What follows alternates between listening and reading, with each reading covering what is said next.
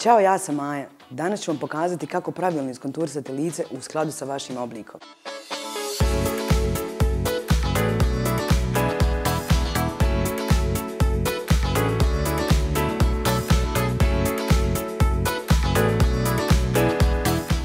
Nakon što smo odredili oblik lica, prelazimo na konturisanje. Konturišemo tako što sve što želimo da sakrijemo tamnimo, a sve što želimo da istaknemo svijetlimo. Prvo nanosimo tečni puder koji će nam pomoći da s njim prekrijemo sve nepravilnosti na licu.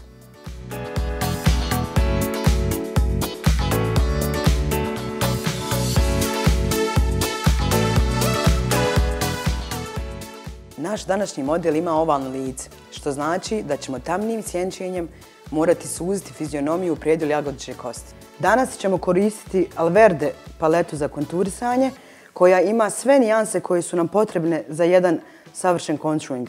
Tamnijim tonovima, kao što smo rekli malo prije, tamnimo sve što želimo da sakrijemo, a svjetlijim tonovima svijetlimo sve što želimo da istaknemo. Čak u ovoj paleti imate dva neutralna tona, odnosno svježa, koji možete na kraju da osvježite lice.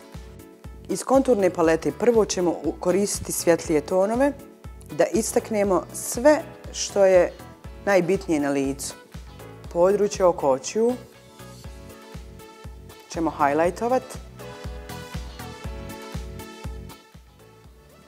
Područje oko nosa highlightujemo. Područje iznad obrve, odnosno T-zonu.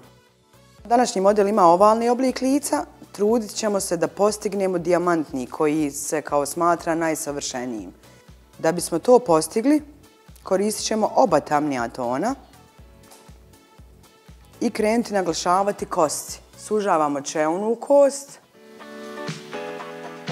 jagodičnu kost i viličnu kost.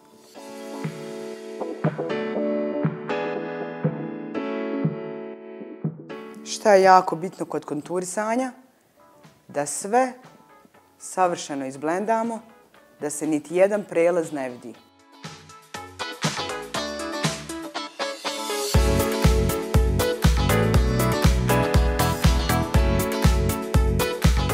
Konturisanje lica nam pomaže da svaki make-up izgleda svježi.